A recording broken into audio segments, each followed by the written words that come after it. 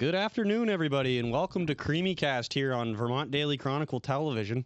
I have a very special guest here today. I'm live at Bean Studios with John Rodgers. John is one of the organizers for tomorrow's protest, Tap Trees, Not Vermonters.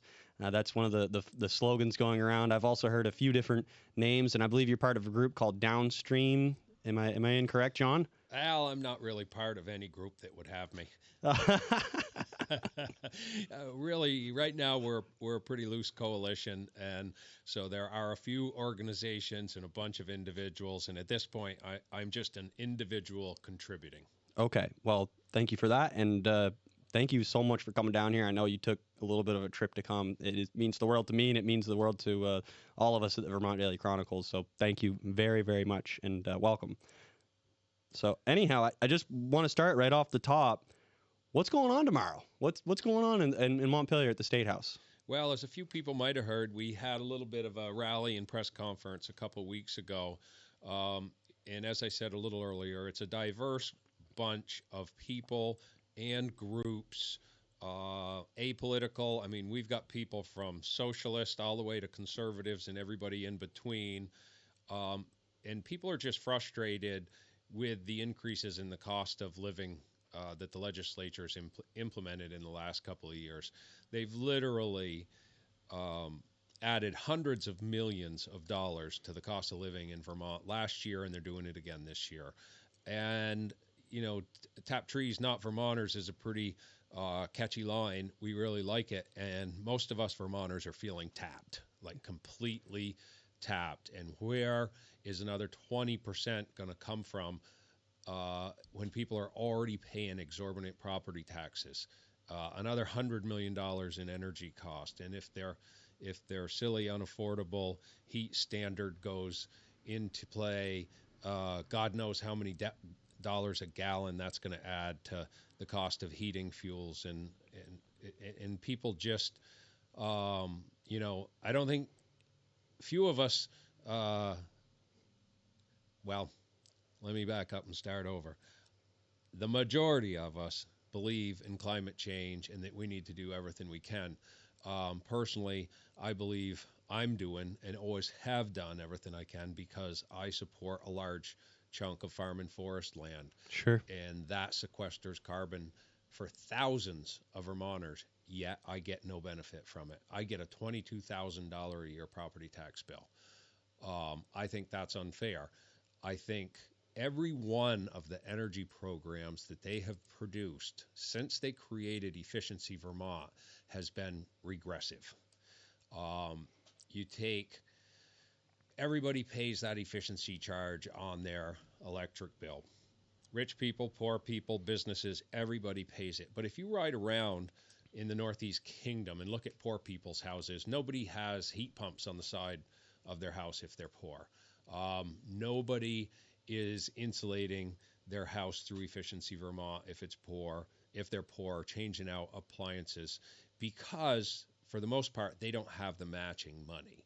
And so they pay in these taxes, but the majority of the folks who are using the incentives are much more affluent. And then we go to the net metering program, another regressive tax. When net metering was implemented, it started out at 21 cents a kilowatt hour for power when we could buy it from Hydro-Quebec for 6 cents a kilowatt hour. And that may have been worth doing for the first couple of years to get the program up and running. But after that, it should have been dropped to market price. And it's still not at market price. It is still excessive. And the new energy bill that they're trying to put through the legislature right now is $100 million approximately in new cost to Vermonters for electricity. That's all going to go to the utilities and the energy developers. And it's going to be taken from all Vermonters, including poor Vermonters, who we know pay a higher portion of their income than everybody else does for electricity. So they're already stretched.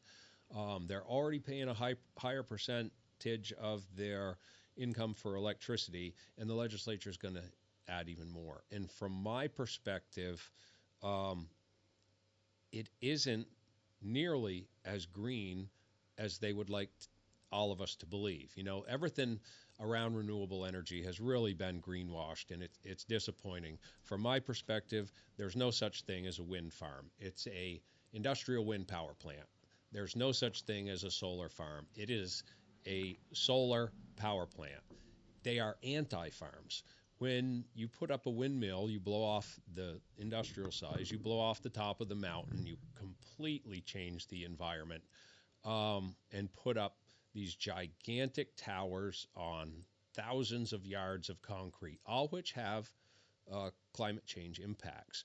When they put up a huge field of solar panels, black panels create more heat from the sun than a farm field does. They put up fences around them. It excludes wildlife. It heats up the water. It heats up the air. It changes the water drip line. So nothing is for free. And what really bothers me about a lot of this solar development is the fact that many of them are built in China. Yeah. With unfair labor practices, no environmental standards. And so if we are going to really call something a green energy or a green transition, well, let's see the math. Let's see where it's coming from, how much carbon was emitted. In China, they're mostly using coal power to build things. All the folks who are saying that electric cars are going to save us. There's been some really, really good reporting on what's going on in the Congo mining cobalt with child labor, slave labor, women working with children on their back, no PPE, cutting the rainforest to mine, kids getting killed in tunnels because there's no safety standards. And do we want to support that kind of energy transformation? Personally, I don't want to. I want to see U.S. companies building stuff that is responsibly built, using fair labor practices, not destroying the environment. Yeah. And I want to see solar panels set up where the power is needed. One of the problems with this new bill is a lot of the money is supposed to go for new distribution lines. And the reason they want to build new distribution lines is they want to be able to put the power where there's cheap land, even if there's no power needed there. The responsible thing to do with renewable energy is to place it as close to the end user as possible. Why is that? Well, because distribution lines are extremely expensive, number one. The further you go in a distribution line from where it's generated to where it's used, the more line loss you have. Okay. So there's multiple reasons, but the other thing that we need to be doing, instead of cutting down forest to put up solar fields and instead of putting them on farm fields, more of it needs to happen on the developed environment. You know, if you've got a black asphalt parking lot, that's already creating a ton of heat. Sure. So if you put black panels on it, that's not going to change how much the air is being heated there. It's probably not going to change how much the water is being heated there. And it's not going to take away valuable soils and valuable land that could be used for other benefits. Like how about we work on growing more food here so it doesn't have to come from California and Mexico and, places that we're flying it from to all here. over the place. The other day I picked up some purple grapes in Price Chopper. They were organic. They were the only ones there that were organic, so I grabbed them. They were out of this world, just like eating candy, just incredible. And I happened to look at the bag. They were from South Africa. See. It's like it doesn't even seem possible to me that you can grow grapes in South Africa and get them here that amazingly delicious. And they're organic. And make money. Yeah. Right. It's just mind-boggling. Yeah. Totally mind-boggling. So I have a question from one of the viewers. Actually, I think it's Guy Page. He says, how is the legislature making farming less affordable? So on that subject, we're getting food from, and this does relate to climate, by the way, very much. We're talking about getting food from places all over the planet, even flying it here, organic grapes from South Africa that taste delicious. I mean, What's the legislature doing to make farming less affordable right here in Vermont? Well, the tax problem is the biggest problem, and I know they say, oh, we have current use. Well, we really should not have the current use program at all. It should be a policy that all farm and forest land should be taxed at its current use. You shouldn't have to sign up for a program. We shouldn't have to pay a large administration and all their, computer costs and software and all that to run a program. It's the right way to tax land. My land doesn't require the services that the taxes pay for. Sure. And I do have my ag land in current use, but my forest land is not.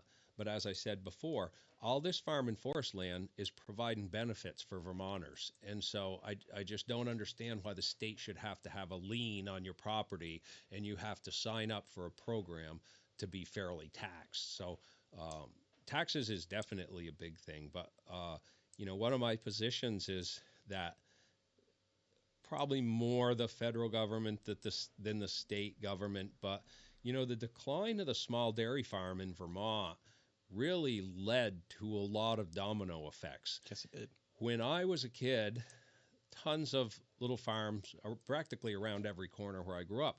And you had all these vibrant little downtowns. The neighboring towns had a couple car dealerships, a couple tractor dealerships, and all the farmers did their business in town. And as soon as those little farms started drying up, so did the little towns. And it probably wasn't the only driver. I mean, a lot of things have changed, but boy, that really impacted farming. And now, unfortunately, the farmers that have stayed in business, the only way they can do it is grow. And so now we have these massive farm operations instead of a whole bunch of smaller ones, which I think were better for the environment. I would agree with that. They're better for the environment and probably better for the local economy by a long shot. And better for the animals. Back when we True. were doing it, our animals used to go out to pasture every day when the weather was nice. Yeah. And animals need to be on the land. An animal that lives on concrete its entire life is not going to live as long. It's not going to have as good a life. And so, we knew all our cattle by name. Yeah. Our cattle were clean and got brushed, and you could walk up to many of them right in the field and grab them by the chain and lead them. And now it's just become like cattle are a commodity, and you use them while they're giving milk, and then you ship them down the road. So it really has changed the face of farming dramatically, and you can't blame these guys because it's the only way they could stay in business. Sure. And speaking as a farmer, it really is in your blood, and if you're brought up that way, there's a lot of people that just don't want to do anything else. Yeah. No, definitely. It's interesting. Your point. You're talking about how in each one of these small towns there was a farm, a tractor dealership, a car dealership. A thriving downtown. Well, we just so happen to be sitting in a former Chevy dealership that was converted from a dairy farm in the 1950s. So what you're talking about, I mean, it's still relevant to some degree. Yeah. But I definitely know what you're talking about. So just want to. I know you have a little bit of experience actually in Montpelier as a legislator. And I didn't realize it was as many years as you had told me earlier, but you've spent some time down in the State House, believe it or not. Yeah. I got elected to the House of Representatives in 2003 and served there for 8 years, took a couple years off, and then came back to the Senate and served there for 8 years as well. Okay. So, yeah, I've been around the block a little bit. So I guess where I'm going with that is let's go back to your time in 2003 and compare it to now in 2004, I guess 21 years later. Yeah, it's almost like you're on a different planet. What do you mean by that? Well, when you walk into the State House now, there's just a totally different feel. There's not as much energy in the building. There's not as many people in the building. There's not as many people in the committees.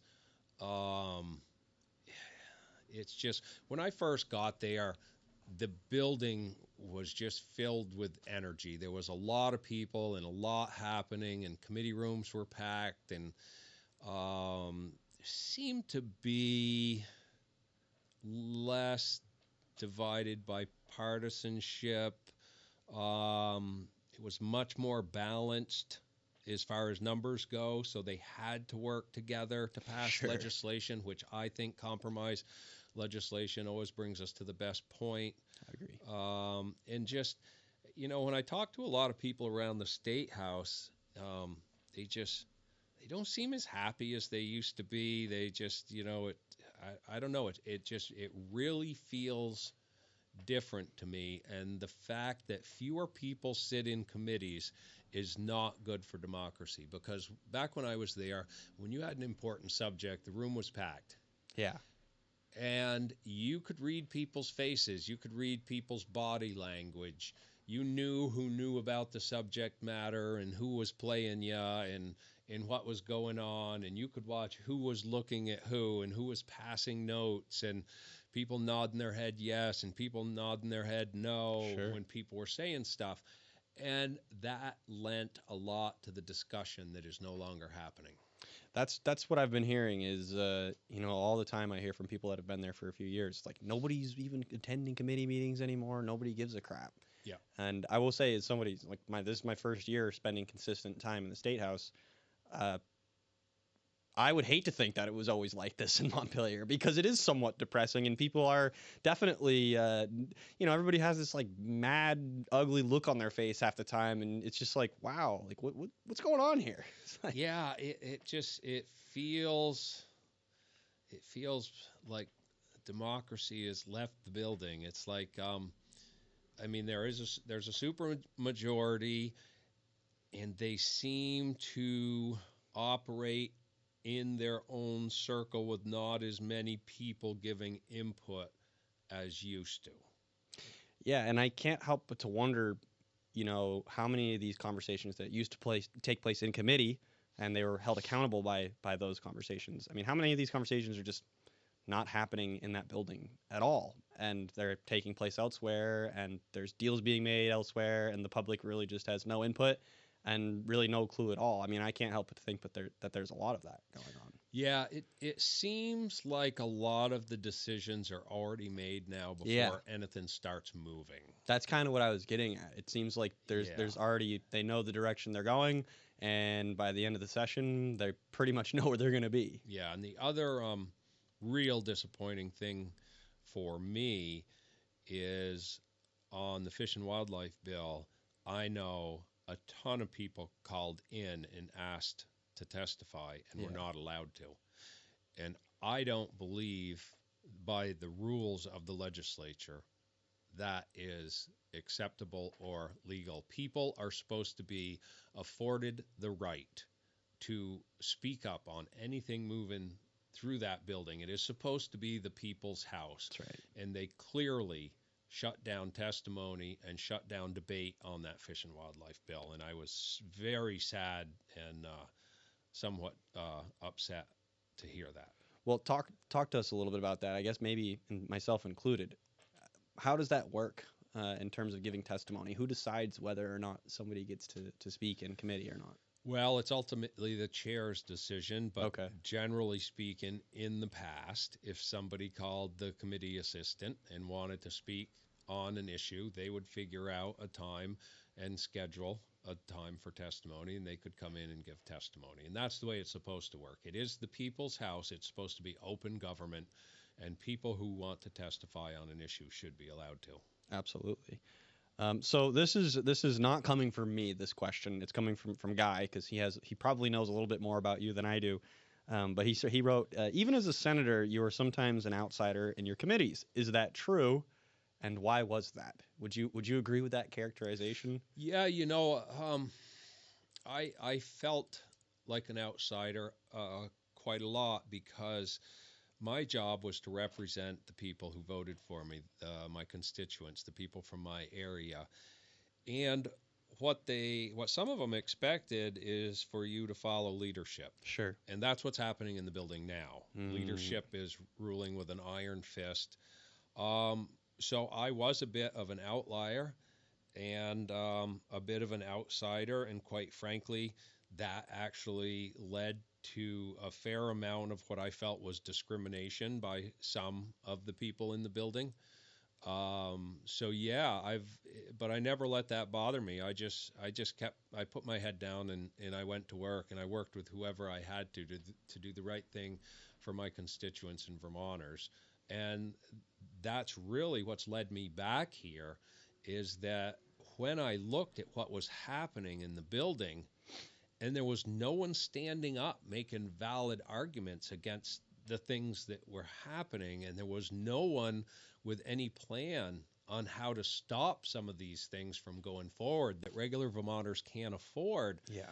And I had all these people contacting me going, John, what do we do? What are they doing down there? And people from inside the building and people from all around the state, my former constituents, a lot of people were upset, but they didn't know what to do. And that's why I met with several of the folks that are participating in the press conferences and the rally with me and talked with them, and they were all frustrated. And that's why we decided to hold the first one, and that went so well. And tons of people contacted us and said we wish we'd have known, we would Yeah. have gone. So that's why we decided to have another one to try to keep the pressure on, because it seems that the legislature has completely lost touch with the average working people in Vermont. And everybody I talk to feels like when you take the income potential in Vermont and put it up against the cost of living, it's like one of the most expensive places to live in the country. Yeah. And then they wonder why our kids are leaving. Yeah. They're wondering why the only people moving to Vermont are wealthy people who made their money somewhere else, which is, good in one aspect because generally those people, employ Vermonters and bring money into the economy. But what good does that do if our kids can't afford to live here? You're almost put at a disadvantage if you're somebody, let's say like me, who has grown up here, lived here your whole life, and you want to stay here. Well, you can't make as much money here as people make elsewhere. They've done a lot to make it pretty hard to make money to run a business, just period. Yep. And then put that on top of the increasing cost of living. I mean, you're totally at a disadvantage. It's an unfair game. It's like Yep. why is it like this? You know? Yeah, and so one of the other things that's bothering some of the folks that have gotten hold of me is that it appears that their whole housing plan is to build large buildings full of tiny apartments. And so people, they're going to call it affordable, so people can afford it, but can they afford to save money? Probably not. Probably not. They can keep up with the cost of living. They can keep a roof over their head. Yeah. And what does that do? That takes a whole bunch of people who are barely making it, and all the extra money they make every month that they have to put into housing goes to one person or one company or one organization. And just you're taking wealth from many and giving it to few. Yes. And that is the problem in this country, is that the few at the top have figured out how to concentrate more and more of the wealth. There is no shortage of money in this country. It's just we have a bunch of pigs at the top that are just, quite frankly, stealing it from the people at the bottom. Well, to your point about the people they're talking about building affordable housing, right? And you're saying, well, yeah, it's affordable. You can stay afloat. You can afford to continue living, essentially. And I think that's what to me is so frustrating. It's like somebody still owns that building, right? And it's somebody who has a lot of money ultimately, or let's say it's the government in one way or another in future as this continues this type of ideology. I don't understand why they don't want property ownership of the individual, of each and every citizen to, I think it was Abraham Lincoln who talked about property as being like a means to an ends, essentially. Like if you buy your land, you can commit to where you are, you can build your home, you can, raise your crops and your animals, whatever it is you want to do. And it makes people feel like their life is really worth what they're putting their energy and work towards. Yeah. And I don't understand why they're so disconnected from like ownership of property. Why don't they want people to? I don't understand it either. But if you want people to improve their lifestyle and to improve the chances for their children and grandchildren, you have to have Yes. them.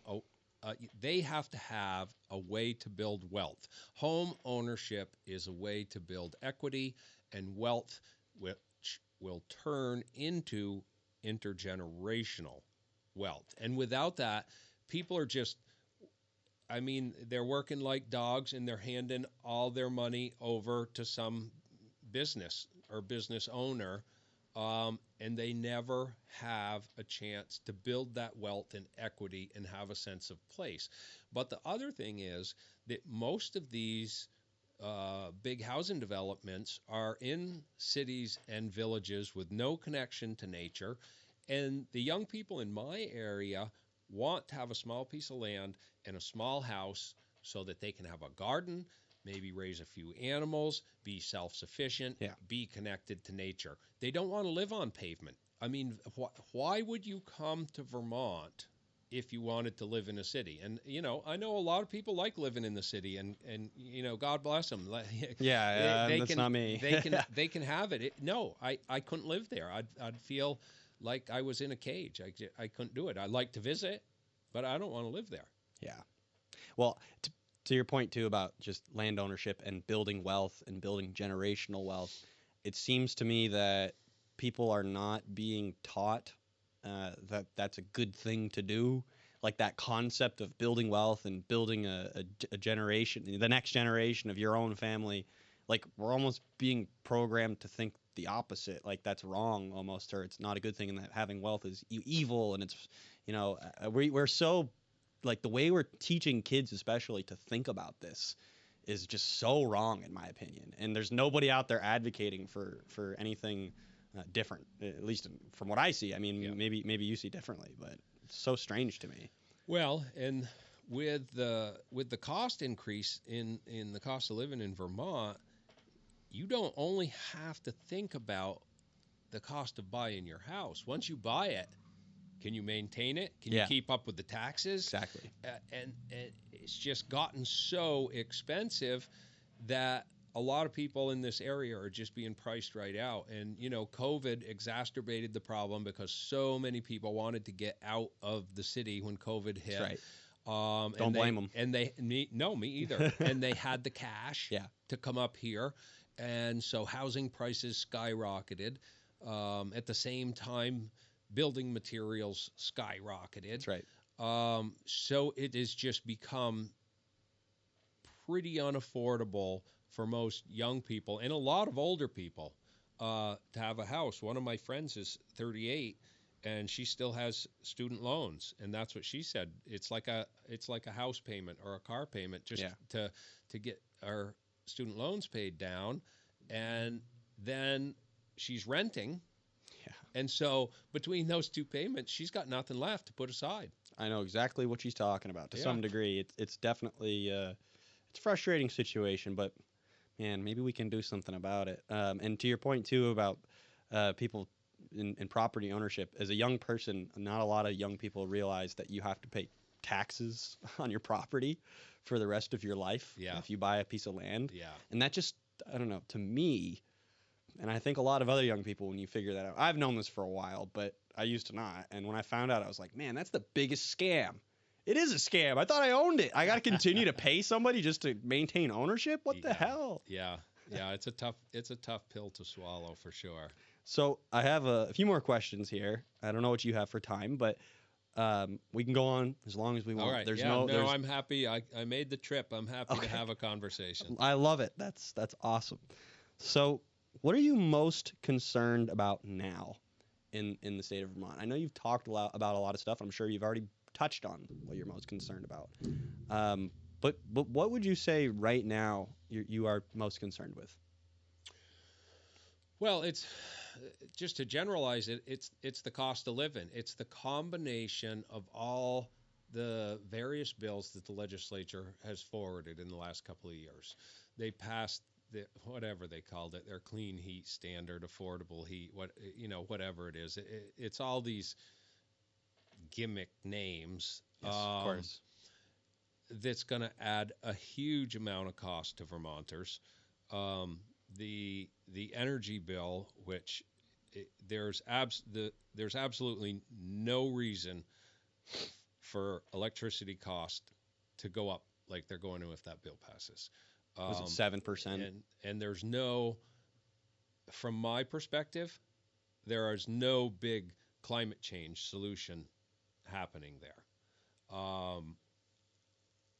We have to build a state and an energy future and a future for the education of our kids that Vermonters can afford. And I think most people are invested in doing everything they can to help curb climate change. But let's face it, Vermont probably doesn't emit as much carbon as one of China's big coal plants. Period. And so, from my perspective, we have a whole bunch of people like myself that are being responsible. You know, my family has paid the taxes and stewarded the land of our farm for almost 200 years. Wow. And it provides ecosystem services for literally thousands of Vermonters.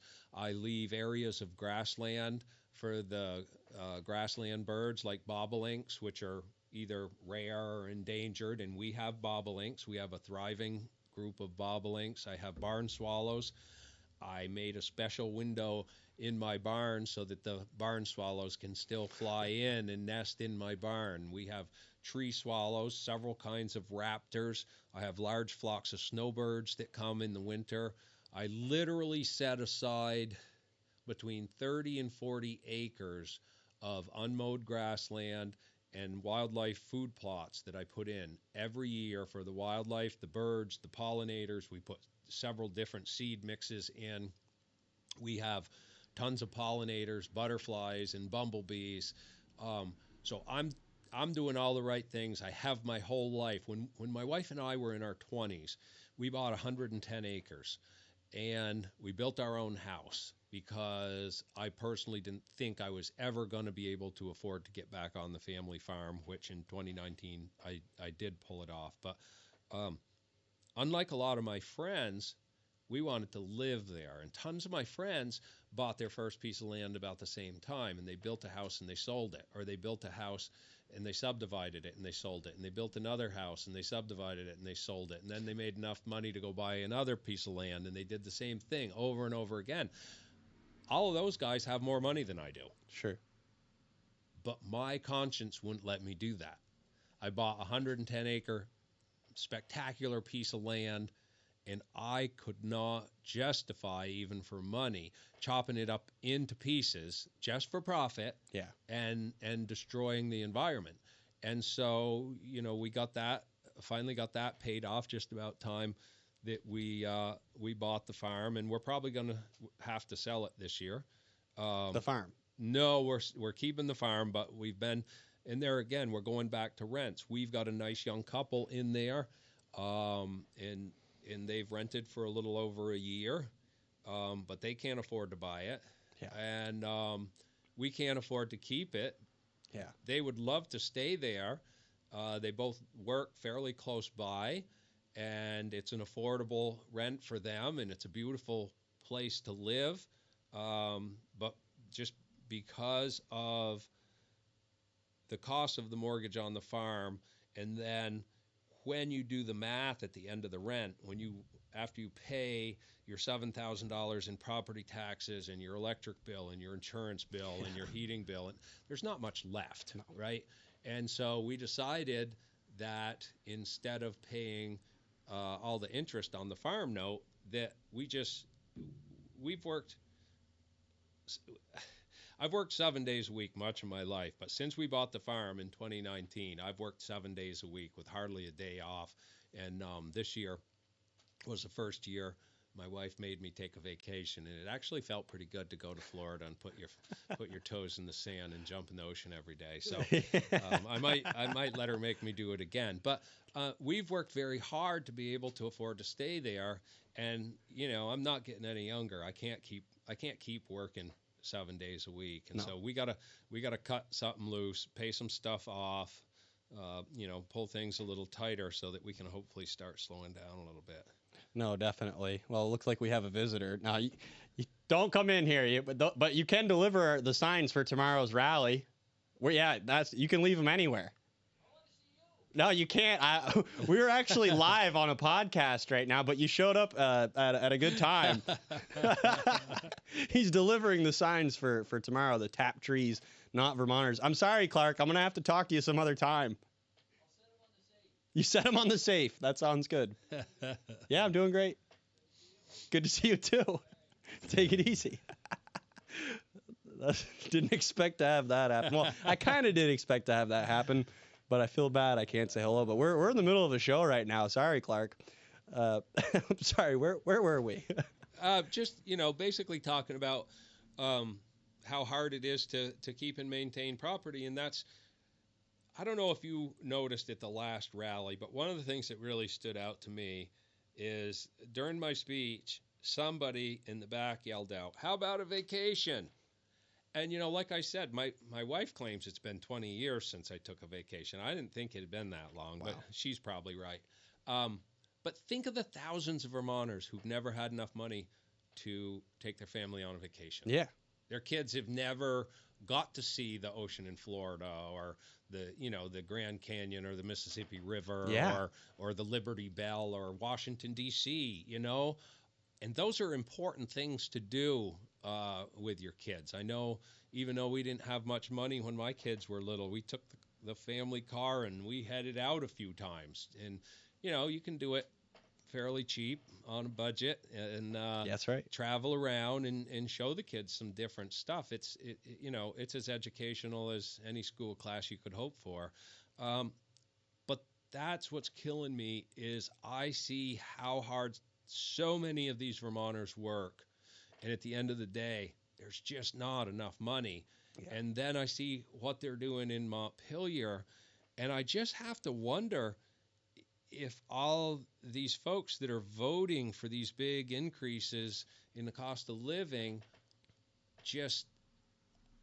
do they just have a ton more money than we do? Are they not worried about paying the mortgage and paying the taxes? Because I personally cannot understand how any working class person could support those policies that are driving the cost up so fast. Well, I think it's a really important point when they yelled that out too. I noticed that too. It's like, how about a vacation? Yeah. It's like, you know what? Like, my family, they lived here all their lives, and a lot of them were always able to do some pretty good things and go all over the country and experience this place. And it seems more and more by the day. It's like, yeah, we're just talking about making rent and like making bills, and going on a vacation is like, that's kind of a far-fetched idea, which it hasn't always been that way. And what kind of quality of life do you have is, if all you have is going to work every day, and you get a break on the weekend where you finally get a chance to sleep in and watch Netflix and try to catch up so you can slog back into work on Monday morning and never get a break. And by the way, you don't even own your property. You're just renting and passing your money all on to the landlord. Exactly. It's not acceptable. And people who work hard deserve more than that. No, I couldn't agree more. I thought that was very interesting, that comment. And it's so frustrating, the direction things are headed. So tomorrow, well, first of all, we have a couple comments from people. We always like to highlight the commenters from people, because it's always enjoyable. People, if they're going to tune in, we want you to interact. So we definitely want you to say hello. So Lambert Saldi writes, John Rodgers is definitely a true American patriot and a fighter for we the people of Vermont. Vermonter, Bert Saldi. Nice. Appreciate that, Bert. JT for Vermont Senate, I believe it's JT Dodge. He writes, "Preach, John." So we have some people tuning in and saying hello. We always love that. It's a very big, very important part of what we're doing here at Creemee Cast and Vermont Daily Chronicle Television. Eventually, we're going to be able to do call-ins from people. We want people to interact. It's fun. So tomorrow, back to the rally tomorrow. Yeah. What do you want to see from Vermonters tomorrow? Well, What are you hoping to see? I'm hoping to see a whole bunch of people turn out. I'm hoping they'll engage their legislators. I'm hoping people that can't come will at least call the Sergeant at Arms office and send a message to their legislators and just let them all know that we are struggling out here financially, and we need legislators to do a better job at watching out for Vermonters' money. I couldn't agree more with that. And you were saying earlier about these legislators and how they continually take the cost of living, and how are they absorbing this? How are they absorbing these increase in costs and taxes and fees? And I don't know. Do you have any more thoughts on that? Because I can't seem to figure it out. I mean, I just was I went to Sarducci's last night, and I saw a group of state senators all sitting there, like big fat cats enjoying themselves. And I'm not going to name any names. I don't want to do that to anybody. But I'm just like, I'm thinking of all the homeless people in Burlington and Montpelier, and, who's to say that they shouldn't be able to enjoy life too? But I don't know. Yeah. It just seems like I gotta say, as a former legislator, they don't get paid very much. that is true. So they do get a meal stipend, which helps, I guess, if you're going out to Sarducci's. I can't help it. I've been trying to keep my mouth shut, but I'm like, you bastards, what are you guys doing? Oh God, yeah. No, but I mean, so like today, I did a radio show last week. I've been down to Montpelier several times to testify and to do the rally. I should be home working, and I'd rather be home on my farm than anywhere on the planet. That's right. But I also have grandkids, and I want Vermont to be a place where my grandkids can be if that's where they want to be. I have a son, went away to the Navy when he was fresh out of high school. And he was serving on a cruiser in the 7th Fleet over in the most dangerous waters in the world when the legislature passed the first piece of gun legislation when I was in the legislature, the magazine ban, which I told them was unconstitutional. You can love large magazines or you can hate them, but they are protected in the Constitution. And he was so angry that they had done that while he was serving on a cruiser. And when you serve on a cruiser, you are trained that if you come under attack from the enemy, the cruiser is supposed to fire as many missiles as they can and draw fire while the jets get off the aircraft carriers. So you know that you are a decoy, you are a sitting duck. That is your job, to draw fire. Sure. And he just had his first child a few months ago, and we went down to see the new grandson. And he said to me, "Dad, when I went away to the Navy, all I thought about was coming back to Vermont." And he said, if it wasn't for the fact that all my family is still there, I would never go back. And I'm telling you, that broke my heart. I mean, to have my own son who loved it here so much, watching what's happening to our state and telling me that if it wasn't for all of us being here, he'd never come back. I have a very similar story. My brother joined the Air Force right out of high school, I guess 8 years ago now. And he's been in the Air Force. He's got, beautiful family. He's done really well. We're all very proud of him. And, he was kind of talking about maybe man, I'd kind of like to move home. And we were talking about that this fall. And then he came up and visited this winter, and he got a little bit of a taste of it again, a little bit of a reminder.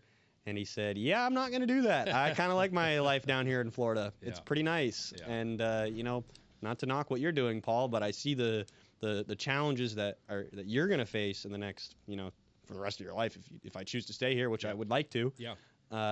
He wants nothing to do with it, and that's what's so frustrating. So while we're, I have some comments here, and we've been talking. I just want to make sure that we reiterate this. When is the rally? Because we have people tuning in, tuning out. Yep. Let's just say it again. When is the rally? Where is it? Yep. Who's putting it on, etc. So it's at the State House tomorrow, 11 to 2. We're planning on doing the press conference in the Cedar Creek room around 1. We are going to meet in the cafeteria for networking and just visiting and meeting people, discussing the issues and what can be done. Sure. Hopefully, people will take that time to connect with their legislators, and then we're going to proceed down for a press conference at 1. Okay. And as I've said, I've done some letters to the editor. I've been on a couple radio shows. And one of the questions asked is, who is this for? And so, my family has been here for a long time. And one of my friends, who is also a journalist and very astute, said, well, when you're talking, you shouldn't lead with that because it makes people who haven't been here long feel bad. And let me tell you, that is not the reason. But I am proud of my heritage. My mom's family came to North America from France in the 1600s. Wow. Migrated down from Canada. My dad's family settled the farm that I now live on in the early 1800s, and my family's been there ever since. But I am proud of the culture and very protective of the culture, but by no means does that mean that I don't support all other cultures, whether they've been here for a long time or they're brand new. And so what I tell people is this is for working class Vermonters. Whether your family has been here for generations like mine, Sure. or you're brand new, or you're a brand new American and decide to settle in Vermont. Yeah. This is for working class people, no matter their creed, color, religion, political affiliation, any other identifier. This is about working Vermonters. This is why I'm doing this. This is why I'm working so hard at it, is because I believe working class and working poor Vermonters have been left behind, and the legislators' policy is taking money from us and giving it to the people who are already wealthy, Yeah. especially the energy developers who have made millions. Net metering alone, back when I was in the Senate, was cost shifting from not net metering customers to net metering customers, and the profits for the developers. It was like $26 million a year. And so we've already shifted hundreds of millions of dollars to those developers since net metering was implemented. And the legislature is just going to turn this up with this new energy bill. So I guess what I don't understand about this, and I think a lot of Vermonters don't understand about this either, is the Democratic Party. I'm not looking to point fingers necessarily, but it seems that the Democratic Party, and I know that you were a part of the Democratic Party at a certain point. I don't know if you still are, but my point where I'm going with this is it's always kind of seemed to me like, especially when I was younger, that the Democratic Party was the party of the people. It was the party of not the wealthy. It was the party of the working class. It was the party of unions and trying to make sure that all Americans fit within the identity of what an American is. And it just seems so strange to me now that when we're talking about net metering, we're talking about the renewable energy industry and all the money that's being really, I mean, kind of funneled through the state. How do they do this? How did they co-opt the Democratic Party? I guess it's the Vermont Democratic Party. If that's true, let's assume that's true. And for the record, I'm a Vermont Democrat. I always have been, and I probably always will be.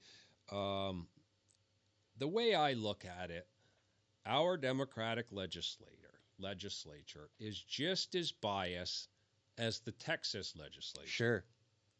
But they're biased against different people. Yes.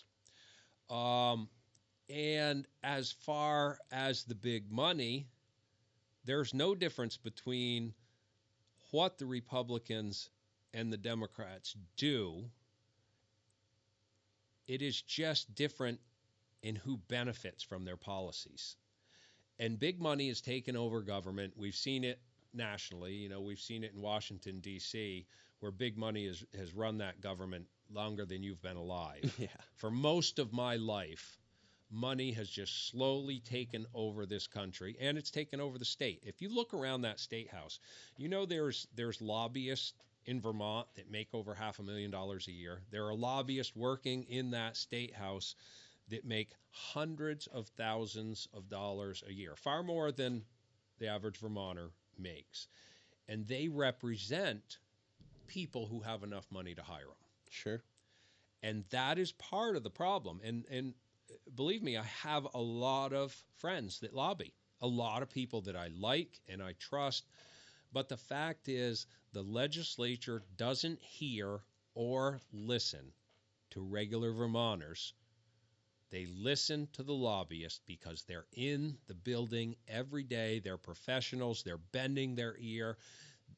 And, if you are ever part of debate, you can argue either side of the issue, right? Yes. You can look at the same substance and pick and choose from that substance and make your argument. Absolutely.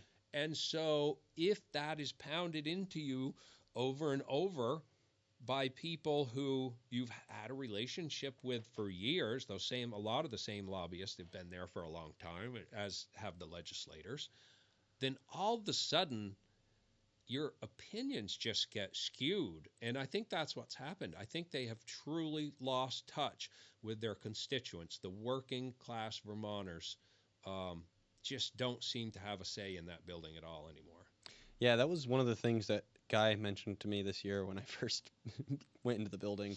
It's like you spend enough time here, and a lot of people will slowly but surely over time kind of erode their principles. And maybe not everybody, but it seems to be that is kind of like the MO of people that once they get into that building.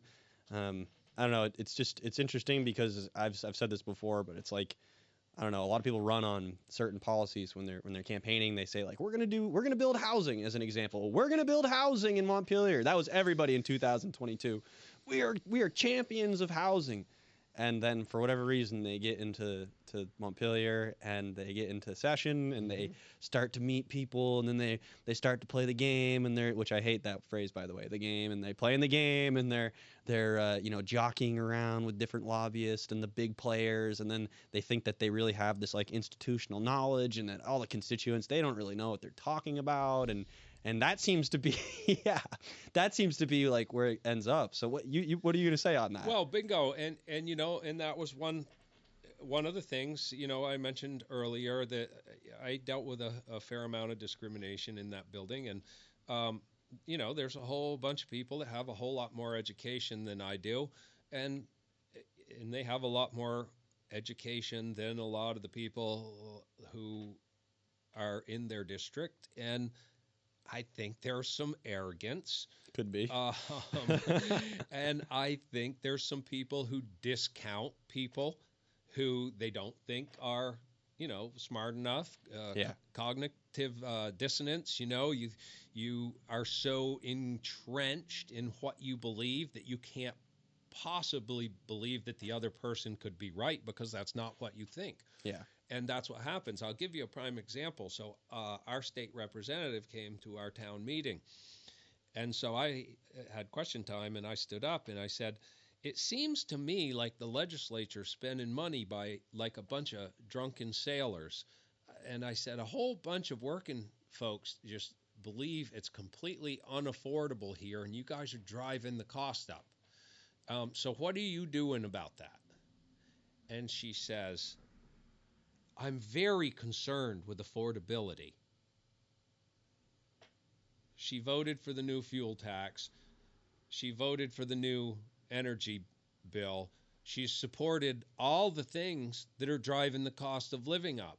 But she's very concerned with affordability. And that's another one of the problems. The political speak, the talking around the subject, and outright dishonest from my perspective happens all the time. It's like one of the senators was on VPR explaining the Unaffordable Heat Act, and she said she's going through all the reasons we needed to do it, and she says, the fuel dealers have been making huge money for years. Isn't it time they paid their fair share? And it's like I wanted to rip the radio out of my truck. I was so angry. The fuel dealers aren't going to pay that. Customers are going to pay that. That's right. It always falls on the customers. Well, that's just the lack of business understanding. They just don't understand. Like you have to charge X amount of dollars to maintain your business. It's like it's just a complete disconnect there. And that's another problem in the legislature. There's too few people in that building that have ever run a business. Yeah, it's frustrating. And it is frustrating because they think everybody in business is making hand over fist, and they don't see the 12-hour days and the 7-day work weeks. And believe me, I've seen a lot of them, and I know an awful lot of small business owners that have seen a lot of them. People work really hard, especially if they own their own business, and it's not all about the money. You know, it's about freedom. It's about loving what you do. Yeah. So it is just really hard to swallow when you have folks like that preaching to you and telling you stuff that you know isn't true. And and one more point, same thing happened on the bill with the Fish and Wildlife Board. The Senate committee is going, oh, shouldn't science make the rules? Shouldn't the scientists make the rules? Except that they didn't say that if the new committee that they wanted to create didn't agree with the scientists, they could challenge it and send it to LCAR, which is purely political, the Legislative Committee on Rules. And it's like, so there's all this speak around the subject, and there never seems to be full disclosure, and that bothers me. I think it's a lack of understanding, though. I mean, you could tell me if I'm wrong, but I think a lot of legislators don't fully understand the problems themselves. I mean, you could literally ask them to explain, for example, explain to me the education funding and how it's formulated. Like, how does it work? You could ask them way simpler questions than that and have them miffed. One of my friends lives down in White River Junction, and he was at a meeting and said one of the representatives was explaining something that he knew about, and said everything he said was completely wrong. And he said, what am I supposed to do? Stand up and go, you're full of it? It's like, I'm not going to do that to him. Well, sometimes it's not worth it. No, yeah, I mean, right. And it feels disrespectful and all that. But I've always been a proponent of, if you don't know what you're talking about, say, I'll have to get back to you on that, right? I don't know the specifics on that. Which is okay. It is. Nobody can know everything, and that's the other thing. Even talking with lobbyists and people who are in that building every day, you can only keep up with a handful of bills. There is so much stuff moving, and the majority of legislators don't know what's in most of those bills. And there's another problem, is that the majority of legislators are told by leadership how to vote, and that's how they do it. They don't even really put their own personal thought into it. Well, it's one of those things where I think we're all coming to realize, and I'm sure we all realize this anyway, but government is just people. They're not computers. Yeah. They're not able to absorb every single thing that comes through that building. I don't care who you are. No. Even if you're the governor, you can only understand so much. You can only rely on your people around you to get you the information that you need. Yeah. And that's the truth. It's like, I always have said this. It's like, I think a lot of the times especially when you're younger, you think that, everyone's in control. The adults had it figured out. There's somebody driving the school bus. Well, you get to the front of the school bus, and sometimes you realize that nobody is driving. Yeah. You ever see, Are You Smarter Than a Fifth Grader? Yeah, of course. Most people aren't. Yeah, it's true, isn't it? That's a good one. Yeah. Hey, listen, I'd be totally behind a plan to put fifth graders in Congress in Washington, D.C., and I think they could do better than the bunch of knuckleheads down Lord there of the now. Flies. Exactly. Good God. Richard J. Lay writes, John Rodgers, if only the efforts of everyone that fought to make you governor has succeeded. I truly believe we would be in a better place in the state of Vermont. God bless you. Thank you for your continued fight for the average Vermonter. Richard, thank you for your comment. Yeah, thank you, Richard. That's very kind of you. Yeah, and so that's my new problem is that I've got people calling and emailing and messaging me from all over the place trying to get me to run. That's what I was going to ask next. Yeah, well, I beat you on that one. And one part of me really doesn't want anything to do with that building. I just want to be able to stay on my farm and afford to live there and be able to make a living and spend more time with my family and grandchildren. But then I look at the other side of it and I go, well, if I don't stay involved, are my grandchildren even going to be able to live here? Yeah. Yeah, that's a very valid question. And so it's really, I'm torn. The last couple months have just been really tough trying to make the decision about what the right thing to do is. And, we jumped into the Farmers Underground. We jumped into the cannabis business when it started up. And so we had a good first year, but we reinvested all that money back into the business to try to stay relevant in the future. So, it's still a fledgling business that we're trying to get up and running.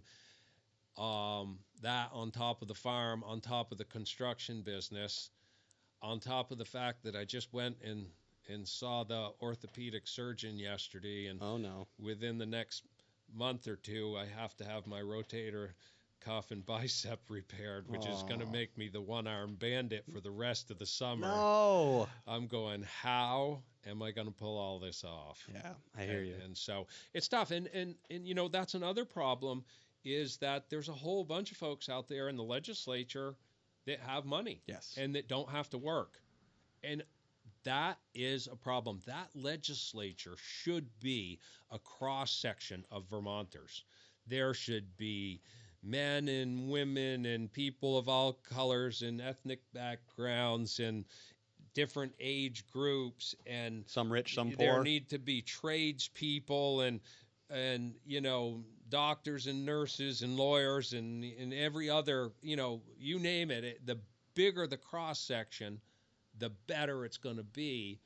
And it has become a place where, from my perspective, there's too many people of privilege and a lot of retired folks. And I say that about the retired folks just because some of them made their living in a whole different world.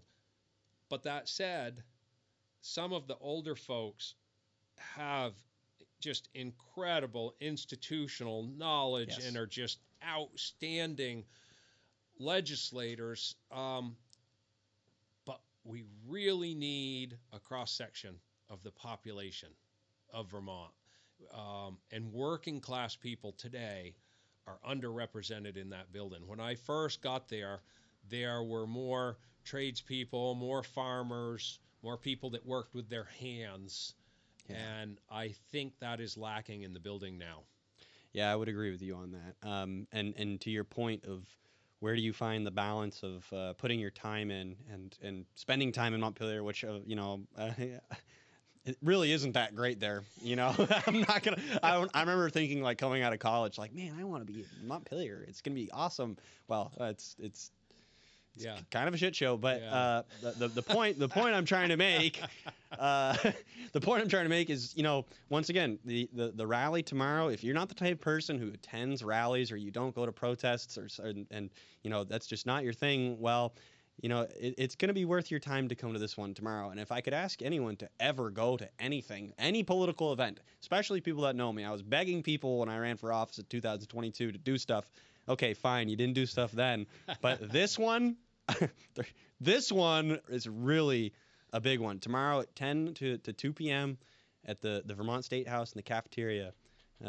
Tap trees, not Vermonters. I just want to mention it again because I know people are tuning in, tuning out, and where do you find that balance? And where do you, my family is, a lot of people in my family, they said, Paul, you got to focus on your work and making money, and I obviously agree with them. But it comes back to that question of exactly what you just said. It's like, well, will your grandkids be able to afford to live here? And I'm looking at it like we could all have a lot more money. We could Yep. all be a lot more wealthy if they weren't constantly finding ways to steal it from us. Yeah, So, and as one of my friends said, and that's the other funny thing, we had everybody from one of my friends, and she'd never told me this before. She says, "I'm pretty much a socialist," and she said, um, it'd be one thing if we were getting lots of services for all this money, yeah, if we had health care that's and right. child care and, but we're not. Where's it all going? Like, where is it all going? Yeah, And then when you add on top of all these costs, inflation, like me personally, I have a small construction business.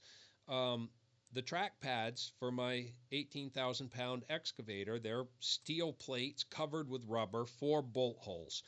Before COVID, they were $54 a piece. Now they're $130 a piece. There's absolutely no reason except that lots of big businesses figured out they could jack the prices up and people would still buy it because what choice do you have, right? You have to. And it's like every business now, big business, doesn't care about anything except the stockholders, and they're killing us. Insurance, car insurance has gone up like 40% in the last couple of years. Your homeowner's insurance is going up. Groceries, my God, go to the grocery store and you fill a little reusable bag, you can put $100 in there, no problem. And so it's just the combination of all these growing costs of living Yes. that are crushing us. Yeah, it adds up. Oh, All it's of these terrible. things add up. Yep. And I think that's what they've lost sight of too. Is they think that we can find money for everything. Especially, I'm thinking more Montpelier Yep. in this instance. But it's like, okay, but if we just continually do that, you're talking about these little incremental. I believe you were the first person I ever heard say this phrase. I'm sure it's said many times before, but it's death by 1,000 cuts. And Yeah. you said that at one of the first. I think it was Vermont Sportsman's legislative mixer, and Yeah. I said, that's a really interesting point because that is exactly what it is. Yeah. It's there's all this stuff that's outside of our control, like war in Ukraine, war in Israel, resources in around the globe, inflation, things that are happening in Washington D.C. We can't control a lot of that, and that's going to increase the cost of living. Fine, but we do have control over some things here in Vermont, and it seems that we're doing everything we can to make it less affordable. Well, and from my perspective, you really have to look at people's ability to pay and whose income has gone up 20% like the property taxes are. And that's only one thing, right? Sure. So when you add everything up, it's a giant increase that has far outpaced anybody's increase in income. And quite frankly, I believe for a lot of years, property taxes have increased, outpacing people's income. So those have really gotten out of balance. And now to think about adding 20% in 1 year, Oof. It's just outrageous. It's unsustainable. So that brings me to an important question. Vermont does not have an active anti-taxation group. Do you have a long-term goal of uniting the burden taxpayer? Do you have is this something that you're working on, or this is a question from Guy? I really don't have a long-term plan. Excuse me. I was drawn into this by people who, like me, are feeling pressure, that are talking with people around their communities that just feel like they are tapped to the end and that they can't afford more. And so my long-term goal currently, I guess it's not even long-term, it's more short-term, but maybe it'll turn into long-term, is trying to inform more regular people about what's going on. Because I think if people know what's going on, if it's distilled into an easy to understand language, that people will be outraged. And I think if they find out how their legislators voted, I think a lot of people won't vote for those legislators because, as we were talking about before, you have the legislator come to your door. Oh, yes, we're going to build housing. I'm very concerned about affordability. Sure. They say all the things that people want them to hear, but if they never check on how they vote and what legislation they support, then they're going to vote for them again next year, and they're doing exactly the opposite of what they're hoping they will do. Well, that comes back to maybe a lesson in civics. You know, I passionate about this stuff. Always have been. Always been very interested. Wanted to understand it as much as possible. Always have felt that way. But I will tell you from experience, talking especially when I ran for office, a lot of people, a lot older than me, they don't know anything about No. about how their government works. They don't know how laws are passed. They don't know, how from the point a bill is introduced to what that looks like when it finally is actually implemented, if it even gets to that point, and how it goes through the state house. I mean, even in my first year in Montpelier, it took me a little bit of time to figure that out as a reporter, which I'm doing my best and doing my best to explain it, by the way. Yep. But I think that's kind of what the goal with this is. Yeah. We're trying to get that out there as simple as possible, and I think having a conversation about it is one way to do it. But people have to actually want to understand it, and I think that's the big ask that I would have for anybody, for that matter. Yeah, and if they want a place that they can afford to live in, I know it takes energy, and people are tired at the end of the day. People that work hard are tired at the end of the day. Man, I was nodding off on my way down here going, whoa, wait, I maybe should stop and get a coffee. But if you don't put the extra effort and energy into it, there's not going to be anything left here for us. That's right. Most people don't understand the science of voting, and that's one thing that frustrates me, and that's one of the points I brought up at the last rally, and I'll do it again this year, the importance of voting in a primary. So many moderates get eliminated in the primary when only 20% of the electorate come out, and you've got your leftist of voters and your rightist of voters, and the moderates get knocked out. That's why we have a Congress that can't work together. Yeah. They're so Yeah. on. There's and years ago, Republicans and Democrats weren't that far apart. They went out to dinner together. They were friends. Now it's so partisan. The system is completely broken, and it's very similar in Montpelier now. In fact, some of the folks in the Democratic Party who voted against leadership got primaried from the left. That's how they do it. And it's just it's a dangerous precedent. And the other thing that bothers me, and kudos to Phil Scott for appointing a Democrat for Mulvaney Stanek's position. The progressives all pretend they're progressives, and they pretend they have a party until they want to run for office, and then they're a Democrat. Yeah. Now, this is my perspective, and you're probably the first media I've talked with about it, so you get the scoop on this. Awesome. The primary system is destroying democracy in America for that reason. So now let's take a couple of races from 2 years ago. Let's take David Zuckerman, Kitty Toll. Yeah. David Zuckerman's a progressive, ran as a Democrat. Kitty Toll's a Democrat, has always been a Democrat. That's right. She came very close, but David wins. If you put those two in the general election against each other, Yeah. Kitty Toll crushes David. By a long shot. Becca Balint and Molly Gray. That's right. Becca wins primary. You put those two in a general election, Molly Gray crushes Becca Balint. So the system that we pick our candidates in is so flawed. And some states have what they call an open primary, where, say, you've got a one-seat district, everybody who wants to run for that seat gets in the same election, and the two top vote getters, they could be both Republicans, they could be both Democrats, they could be split, whatever. The top two go. That's right. And I think that's a much more fair system, because we have a lot of districts that are either Republican or Democrat, and so the primary is really the only important vote.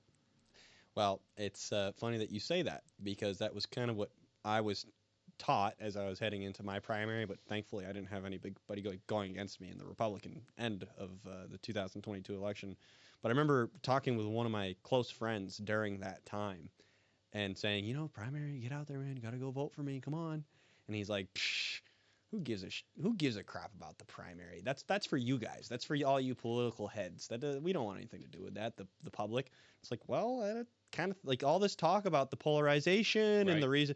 Actually, the primary is just as important as the general, and as you just said, it's probably more important. Absolutely, because if your candidate doesn't make it through the primary, he's not there in the general to vote for. And that's what's happened. Traditionally, the moderates have gotten taken out in the primary. The fringes go to the general. Yeah. I think it's bad for democracy. No, I think that's why you're ending up with this split, especially. I mean, both parties, like you say, there's a split within each of them. I would say on the Democratic side, you have people split with the progressives, and then the Republican end, it's the more Trump versus the quote unquote rhinos, which is, it's very frustrating as somebody who is politically engaged on the conservative end. But your point about Mulvaney Stanik's replacement that Phil Scott appointed is very interesting because he mentioned that today in the press conference. That somebody asked him, why did you appoint a Democrat and not a progressive? Blah blah blah. And he was basically, he was very adamant. He's like, this person, Mulvaney Stanik, was elected and primaried as a Democrat. Right. So why wouldn't I replace her with a Democrat? And for that matter, he said this too. He's like, anything that I veto, this replacement, they're gonna go against me. They're gonna go against me on every possible end that they can, and that's just the case. Doesn't matter if they're a Democrat or a progressive, right? And especially they ran as a Democrat, right. And I don't know, it just wasn't received well. If there really is a progressive party, yeah. If these people really are progressive, then run as a progressive. Sure. And that's quite frankly one of the things that's aggravated me about Dave Zuckerman for years. I mean, he's a progressive. When I was in the House of Representatives, sometimes he was more of a thorn in the side of the Democratic leadership than the Republicans were. Yeah, that's what I've heard. But then he wants to run for statewide office, and all of a sudden he's a Democrat. Yeah. Except if you ask him, he's not a Democrat. He's a progressive Democrat. No, you're one or the other. Are you a progressive or are you a Democrat? Whatever is convenient, I think. Exactly, and that's a problem from my perspective. I would agree with that. So back to the rally tomorrow. How will you build on the intent of the rally? So the people that are there, are you going to be like collecting any information from these people? Are you what are you looking for, I guess, to build off of this? Because I think if there is a movement building, which there is, what should be done with that information? I mean, yeah, that's a good question, and I'm not the information collector. I'm a participant. I'm an advisor. I'm a speaker. I'm a strategist. Others are doing the information collection. Others already have email lists established and all that, and I'm sure these people will get added to email list and whatnot. But we're really just hoping to build a coalition of working class Vermonters, help get them educated on the subject matter, help get them educated on voter science, help to encourage them to get out in the primary and vote. Convince them that they can run for office. Convince them that there must be somebody that they know in their district that would be good in office if they can't. It's really just trying to inform people of how to build power to compete with this political monopoly that I feel is headed in the wrong direction. Yeah, no, I couldn't agree with you more. So staying on that note, I know some people have talked about it. Kevin Ellis said most recently after that last rally, I saw him on, I think it was maybe WCAX, that the Republican Party in Vermont is essentially non-existent, which I would say is somewhat of a mischaracterization. However, he is not wrong for maybe saying that it's weak. So I'm not necessarily looking for you to say, go and vote Republican, because I don't know if that's entirely the solution, especially in some of the areas around the state. But what possibility is there to build a coalition of, let's say, moderate Democrats, independents, Republicans, libertarians. I mean, what are you looking to build from this? What are you hoping to see from potential candidates, and how will they organize? If they're not going to organize around one structure, how could they organize? Well, I think people have been sold a lie that they need to belong to one party or the I agree. other. I believe that reasonable people can work together. And, like I said, when I got into the House in 2003, there were a ton of moderate Democrats and Republicans and independents that worked together and could swing the vote one way or the other, depending on what made sense. Sometimes we went with the Republicans, sometimes we went with the Democrats, and we had good legislation. I think people need to get away from the party affiliation thing, and especially in the primary, sometimes I voted for Nikki Haley in the presidential primary. Um, Sometimes you have to use science, and maybe you're a Republican, but maybe your vote's better used in the Democratic primary. Um, but I have trouble with people who get hung up on party. I'm a Democrat. I've always been a Democrat. I probably will always be a Democrat. But I don't always vote for Democrats. I'm not a party line guy, and I don't hoorah on the Democrats' party platform. There's things I agree with, and there's things I disagree with. And I think that's what I'm looking for is individuals that have sense, that have run businesses, that know how the world works, and are willing to put some time in, whether it's helping a candidate or being a candidate. Sure. That's what we need more of. We need more grassroots, more working class people getting out there, talking to their friends and family, making sure they're showing up at the primary, making sure they're getting to the general election, making sure they're going to the rally, or at least sending a message to their legislator, send them an email, send them a message through the Sergeant at Arms office. Let them know that we're not happy with what's happening. No, I couldn't agree with you more. And I personally I love this idea that we don't have to have political parties. And maybe I'm just romantic, right? Maybe I'm somebody who just has this dream that's completely out of reach. But I can't help but to feel like it's possible. Putting my political strategist hat on, I talk to a lot of people who are political strategists, and they always make the argument that you have to run under a party. You have to run under a party, and I get their point to a certain degree. That's why I ran when I ran as Mm-hmm. Republican. I wanted to run as independent, but I was basically told you won't receive the support that you need, which is It's true. true. It's It is absolutely. true. It's frustrating, but it's true. It is true. So my point to somebody out there who is maybe considering you're on the fence, my advice would be to run under a party. I Yep. don't care what Yep. you choose to run No, under. me either. But you almost have to. You almost have to.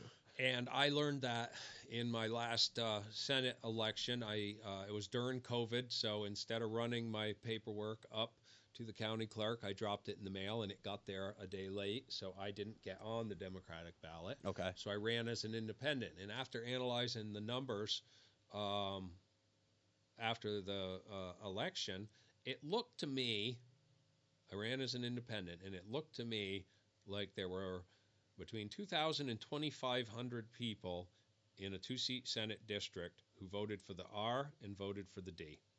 Interesting. Very interesting. Yeah. And I know a ton of people who do. They go down the ticket. Yes. They vote Oh, the yeah. R, they vote the D. That's right. And quite frankly, that's irresponsible. It is. If you don't know who that person is, I don't care what letter they have beside their name, you shouldn't be voting for them. And I go down the ticket carefully, and I vote for the people I support. If there's no one I support in a certain box, I don't vote for anybody. I skip it. I agree with you. I couldn't agree with you more. It's like people will just vote down the line. Don't It even question it. It's like just doesn't make sense to me. no, I agree. It's bizarre. So and I'll add too, if you're the type of person who, maybe you're just I don't know. I will say if you're going to run as an independent, you better be a really strong community member, because that is true. There are people out there that literally doesn't matter what party they run Mm-hmm. under, they'll get elected. Somebody I think of as a good example is Jed Lipsky up in Stowe. He's elected to the House last go around, and he ran as independent, but I think it wouldn't have mattered if he ran as a Republican, Yeah. Democrat, whoever. Actually, I will say if he tried to run as a Democrat, he probably wouldn't have been able to get through the primary. So that's another thing Yep. I will add. Yep. You will have a hard time. So John Burns writes, many legislators seem younger and from a social, emotional dimension. Emotion is not a good basis for government, but this is what they bring, and they get elected. Yeah, that's a good point. Um, and I've always been not that not that young people shouldn't be represented, but sometimes I think, there's been people who are fresh out of college, and Yeah. got elected.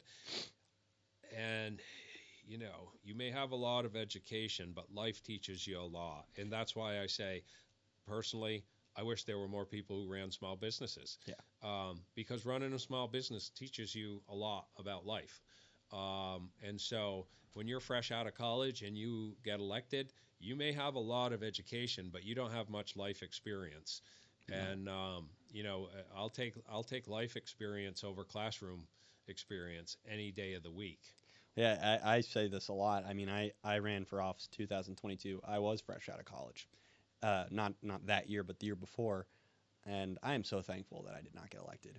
I really am for a number of reasons, namely the fact that I didn't have any life experience, and I mean that's one of the biggest reasons why I'm thankful because I've learned so much since then, Yep. working and being parts of organizations and businesses, and you know there's a lot of stuff that I was saying and doing at that time that I was trying to get elected, and I maybe didn't necessarily believe in my heart, but like I said, I was 22. I Yep. just wanted to get in there. I didn't know. I didn't know what I really. I mean, I kind of knew what I was signing up for, but you don't really know what you're signing up for until you start to understand it. Yeah. And I am so glad that I didn't get in there because I would have been kind of handcuffed maybe to some of these ideas that I don't necessarily believe in. Yeah. And that's the thing is when you're that age, you're still so malleable Right. in Exactly. your beliefs. Exactly. And that's Because, so well, and you've had limited exposure to a lot of things. that's And right. so the longer you're around and the more things you go through, both good and bad, the more you learn, the more you pick up. And,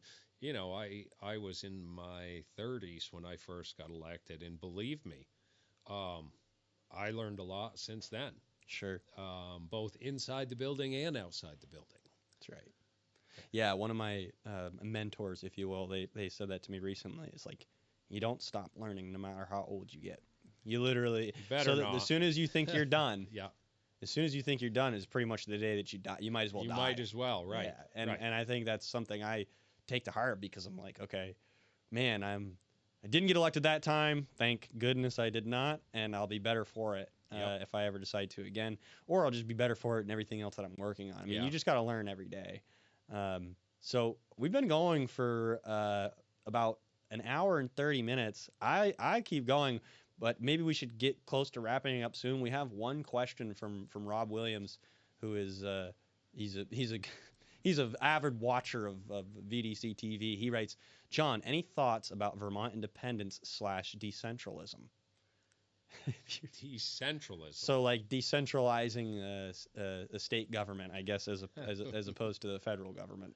Yeah. Maybe that's a little bit beyond where you're willing to Yeah, go. yeah, that's probably not one I'm willing to tackle today, Rob. I'm a pretty independent-minded fella, but I don't know as I know enough about that to speak intelligently. So I'm gonna let that pass. Okay, no worries, no worries Yeah, at all. but yeah, if we could get rolling on wrapping up. I got Yeah. to get headed north here pretty soon, No, and let's end it. Let's just let's remind everybody first and foremost, if you're not already a subscriber to the Vermont Daily Chronicle YouTube page, please subscribe to our YouTube page and like this video, share it on social media, send it to your grandmother. I don't care. Please just help us spread the word. And for that matter, what's going on tomorrow? One more time. one more time, from 11 to 2, we're going to be having a rally at the State House, and we're going to be networking in the cafeteria, and then we will be holding a press conference around 1 o'clock. Wonderful. So there it is, ladies and gentlemen. We hope to see you there. I am signing off with John Rodgers here in Bean Studios in Northfield, Vermont. Thank you, everyone, for tuning